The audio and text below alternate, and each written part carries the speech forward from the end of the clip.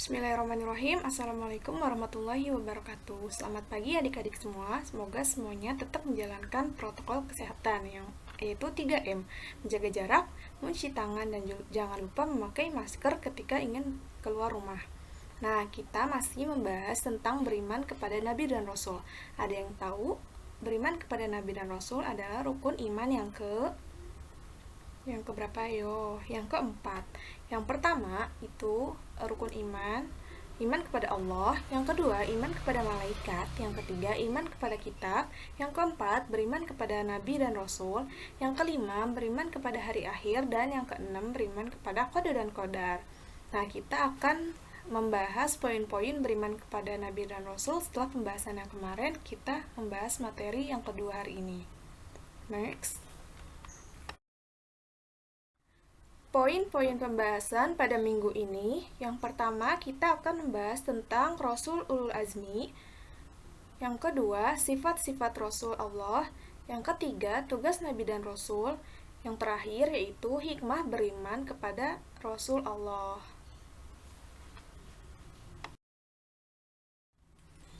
Rasul Ulul Azmi, pengertiannya adalah Rasul yang diberi ketabahan dan keteguhan serta kesabaran hati yang luar biasa di dalam menegakkan agama Allah. Rasul Ulul Azmi ini yang mendapatkan mukjizat paling besar. Nah, di sini kita yang pertama akan membahas Nabi Muhammad SAW.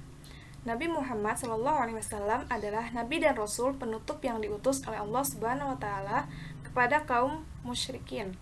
Kehadiran Nabi Muhammad SAW mendapat tantangan yang sangat hebat dari kaum musyrikin, menghina, mengejek, menyakiti, bahkan akan membunuh telah mereka lakukan. Namun, beliau tetap sabar dan berdoa. Malaikat Jibril turun dan diizinkan untuk menghukum orang Tohim dengan menimpakan gunung kepada mereka. Nabi SAW melarang Jibril melakukan dan berkata, mudah-mudahan anak atau cucu mereka beriman kepadanya kelak. Nah, apa sih mukjizat dari Nabi Muhammad SAW? Beliau Allah Subhanahu wa Ta'ala mengutus beliau Nabi Muhammad SAW dan membekalinya dengan berbagai mukjizat. Yang pertama, mukjizatnya Rasulullah SAW. Di antaranya menyembuhkan orang yang sakit dengan mengusap kulitnya. Jemari beliau pernah mengeluarkan air, kemudian air ini dapat dipergunakan untuk minum dan berwudu. Beliau juga selamat dari hadangan dan kejaran para pemuda Quraisy yang akan membunuhnya menjelang hijrah ke kota Yathrib. Adapun mukjizat yang paling besar adalah Al-Quran, yang sampai saat ini masih dijaga suci oleh Allah Subhanahu wa Ta'ala, serta peristiwa Isra Mi'raj dan dari Masjidil Haram sampai ke Sidratul Muntaha. Itulah mukjizat dari Nabi Muhammad SAW. Yang kedua, Nabi Ibrahim alaihissalam. Mukjizat Nabi Ibrahim adalah yang pertama, suatu saat Nabi Ibrahim alaihissalam berhasil menghancurkan berhala-berhala yang mengelilingi Ka'bah. Beliau hanya menyisakan satu buah berhala yang paling besar. Atas perintah Raja Namrud, Nabi Ibrahim alaihissalam diadili dan dihukum dengan dibakar hidup-hidup. Namun Allah menjadikan api yang sangat panas menjadi dingin baginya, dan ia pun selamat serta bertambah banyak pengikutnya. Itu salah satu yang menjadi mukjizat dari Nabi Ibrahim. Hal tersebut ada di dalam Quran surat Al-Anbiya ayat 69. Silakan dibuka Qurannya ya. Nah, selain itu, Allah Subhanahu wa Ta'ala menguji kembali Nabi Ibrahim dengan perintah menyembelihnya yang sangat disayangi, yaitu Ismail. Kan Nabi Ibrahim punya anak. Nah, anaknya bernama Ismail. Hal tersebut dilakukan Allah Subhanahu wa Ta'ala untuk menguji ketabahan Ibrahim dan mengganti Ismail yang sudah siap disembelih dengan seekor biri-biri atau kambing. Nah, Ismail itu anak pertama dari istri keduanya yang bernama Hajar. Istri pertama Ibrahim adalah Sarah, ibu dari Nabi Ishak alaihissalam yang merupakan ayah Nabi Ayub alaihissalam yang menjadi nenek moyang bangsa Israel. Yang ketiga ada Nabi Musa alaihissalam. Di antara mukjizat yang diberikan Allah Subhanahu wa taala kepada Nabi Musa alaihissalam adalah tongkatnya yang bisa berubah menjadi ular dan dapat membelah air laut sehingga selamat dari kejaran Firaun dan tentaranya. Kemudian tentaranya tenggelam. Selain itu, Nabi Musa alaihissalam juga dapat mengeluarkan 12 mata dari batu yang dikumpulkan dengan tongkatnya, dan telapak tangannya dimasukkan ke dalam ketiak mengeluarkan sinar cemerlang menyinari dunia saat itu juga. Yang keempat ada Nabi Isa alaihissalam. Nah, selain beberapa Rasul ulul azmi, yang lainnya sudah pada meninggal kan. Nah, hanya yang hidup sekarang hanya Nabi Isa. Nabi Isa akan muncul setelah nanti akan ada hari akhir. Nah, apa sih mukjizat Nabi Isa? Itu Nabi Isa diangkat menjadi nabi untuk menyerukan agama kepada kaum Bani Israel. Pada ajaran yang dibawa oleh Nabi Isa sama dengan ajaran Islam sekarang, yaitu mengesahkan Allah. Kitab yang diturunkan kepada Nabi Isa adalah kitab Injil. Nabi Isa mempunyai sahabat yang dikenal sebagai nama Hawariyun, yang berarti 12 orang. Nabi Isa alaihissalam dikejar-kejar oleh orang tertentu dari kerajaan Herodes. Akhirnya Nabi Isa bisa ditangkap karena bantuan Yahuda. Sahabat Nabi Isa alaihissalam berkhianat kepadanya.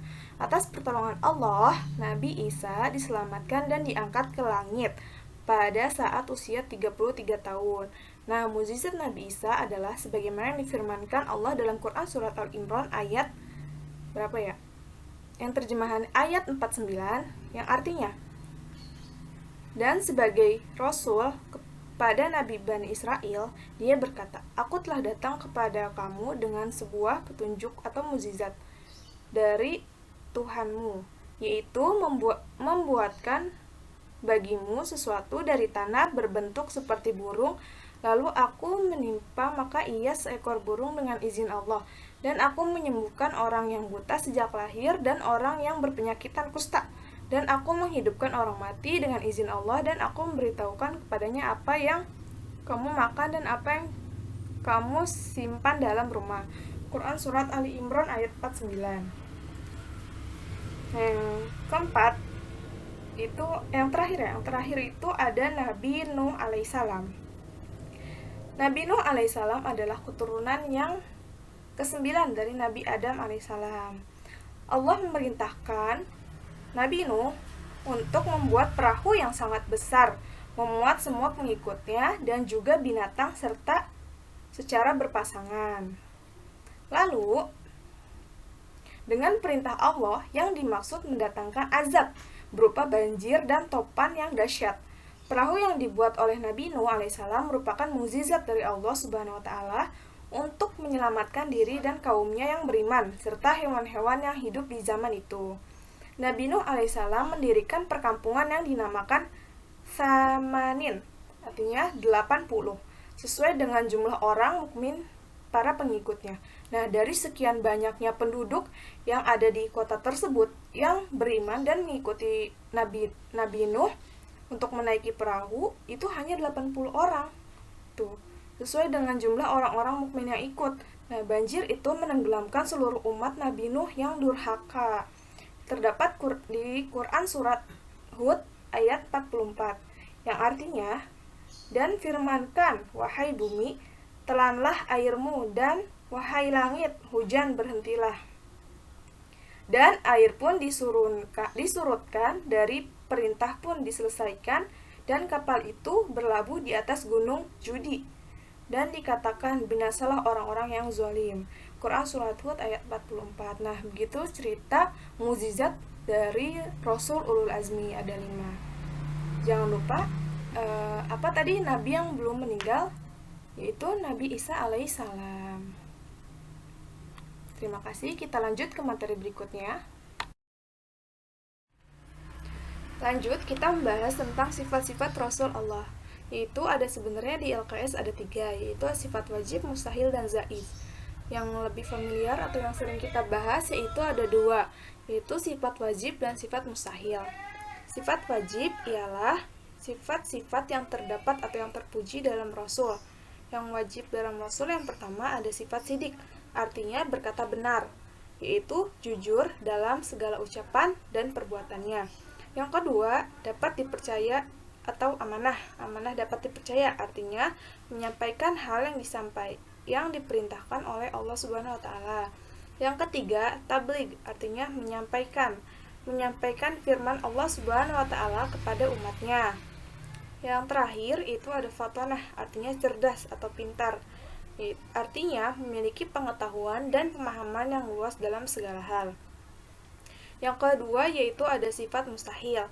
Sifat mustahil bagi Rasul Allah yang pertama ada kizib, yaitu dusta. Mustahil Rasul Allah Subhanahu wa taala berdusta.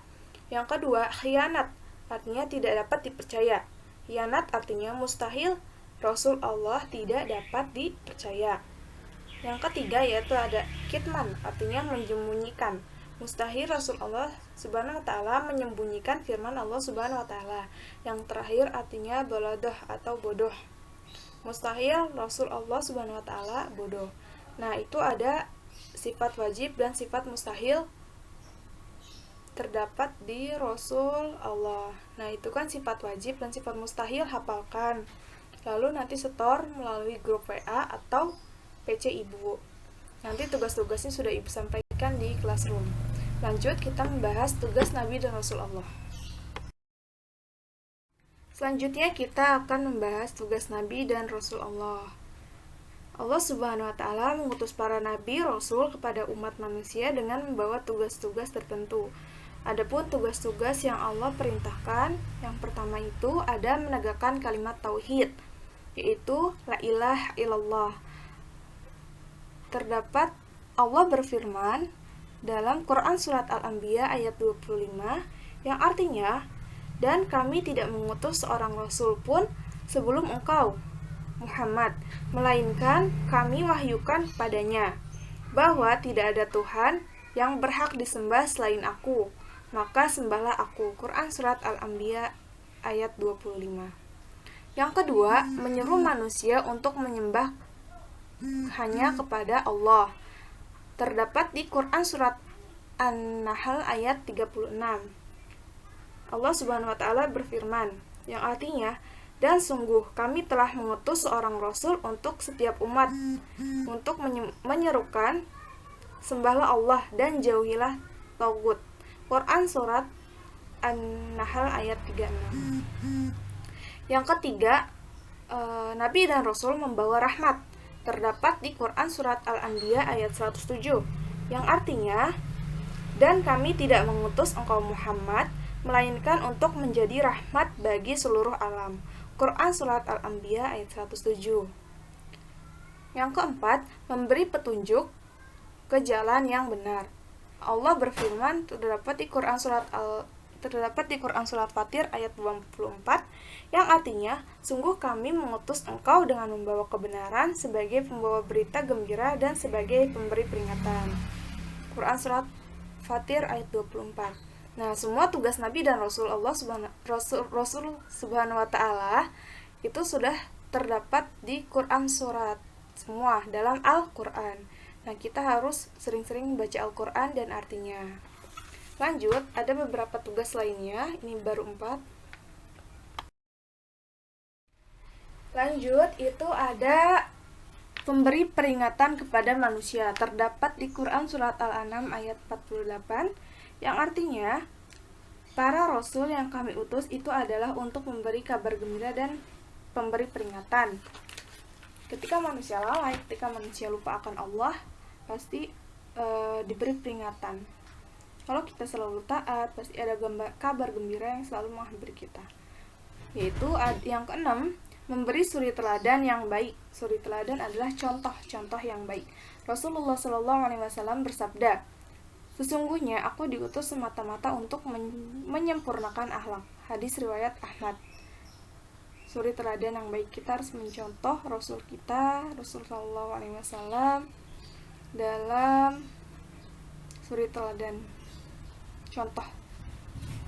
Yaitu ada yang ke-7, memberi peringatan kepada yang ingkar. Nah, itu sambungannya terdapat memberi peringatan kepada manusia. Nah, kenapa diberi peringatan? Karena manusia itu ingkar akan yang diperintahkan oleh Allah. Yang terakhir itu menjelaskan bahwa manusia itu perlu bekerja untuk kehidupan dunia dan akhiratnya. Nah, ketika kita punya pekerjaan, ketika kita sudah punya tugas-tugas baik di sekolah, di rumah, dan segala hal lainnya, dan jangan lupa itu kan urusan dunia saja, tapi kita harus dampingi dengan kehidupan akhiratnya. Contohnya seperti mengaji, sholat sunnah, terus mengerjakan amalan-amalan yang lainnya gitu, agar kita memperbaiki atau menyeimbangkan antara kehidupan dunia dan akhiratnya.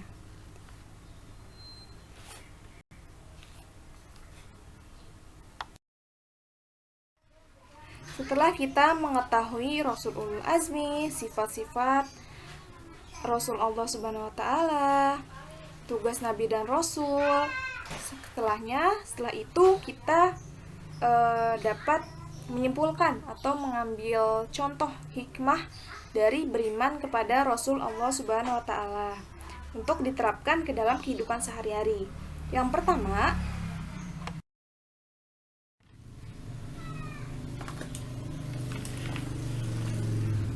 terapkan dalam kehidupan sehari-hari makna beriman kepada Rasul Allah Subhanahu wa Ta'ala. Don't forget, jangan lupa. Yang pertama, ada meneladani sifat-sifat mulai dari para nabi dan rasul. Nah, contohnya seperti bersikap adil, jujur, sabar, keteguhan hati, semangatnya dalam berdakwah menegakkan ajaran-ajaran agama Allah Subhanahu wa Ta'ala. Yang paling terpenting diterapkan dalam kehidupan sehari-hari yaitu jujur. Kita mau salah atau tidak, benar atau tidak, kita harus berkata jujur. Mau apapun itu resikonya, mau kita dimarahin, mau kita gimana pun, kita harus berlaku jujur, berucap jujur. Yang kedua yaitu ada umat-umat terdahulu mengalami kehancuran dalam mendapatkan azab dari Allah Subhanahu wa Ta'ala. Maksud di sini ialah karena itu kenapa mereka mendapatkan azab dari Allah Subhanahu wa Ta'ala, yaitu karena yang pertama mereka itu ingkar, sombong, menyekutukan Allah Subhanahu wa Ta'ala. Dalam hal ini menjadi pelajaran bagi kita semua untuk senantiasa menjaga keimanan dan perilaku kita agar sesuai dengan ajaran Allah Subhanahu wa Ta'ala. Yang ketiga, selalu meningkatkan keimanan dan ketakwaan kepada Allah Subhanahu wa Ta'ala, agar negeri kita, diri kita, keluarga kita, saudara-saudara seiman kita itu mendapatkan kemakmuran dan keberkahan dalam hidupnya. Yang keempat, yang terakhir, yaitu selalu patuh dan taat dalam melaksanakan semua perintah Allah Subhanahu wa Ta'ala dan menjauhi larangannya. Harus wajib kita mematuhi perintah Allah seperti melaksanakan sholat. Sholat itu adalah wajib, karena yang pertama ditanya ketika kita meninggal adalah sholat, bukan kita ngaji berapa, Quran surat udah sampai mana, sudah hatam atau belum, sudah ke Mekah atau belum. Kita akan ditanya itu semua. Yang paling pertama dihisab adalah sholatnya. Tuh. Selanjutnya anak-anak atau adik-adik semuanya, kelas 8D, ada tugas untuk pertemuan hari ini. Yang pertama, jangan lupa untuk isi absen di classroom, atau jika tidak punya classroom bisa absen via WA. Yang kedua, LKS dikumpulkan hari Rabu minggu depan pada tanggal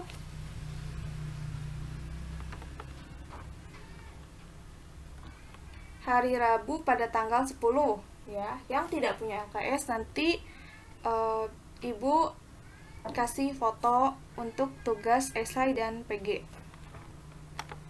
Tugas harian LKS-nya yaitu isi LKS halaman 10 dan 11. ujian kompetensi 1, 2, dan 3. Yang kedua, ada tugas harian untuk hari ini, yaitu membantu orang tua. Contohnya mengepel, menyapu, cuci piring, bersih-bersih, dan lain sebagainya. Yang terakhir, tugas hariannya hafalkan sifat wajib dan mustahil secara singkat saja. Misalkan contohnya tadi sidik artinya benar gitu. Nanti dengan gini hafalannya. Sidik berkata benar, kizib dusta atau bohong gitu. Nanti kebalikannya boleh, atau mau sifat wajibnya dulu boleh, nanti sifat mustahilnya, atau mau tadi yang kata ibu misalkan sifat wajib, sifat mustahil, sifat wajib, sifat mustahil gitu boleh. Silakan seenaknya kalian. Nanti hafalannya bisa dikumpulkan via by WA atau grup ya. Terima kasih. Wassalamualaikum warahmatullahi wabarakatuh. Sekian dari ibu, kurang lebihnya mohon maaf. Wassalamualaikum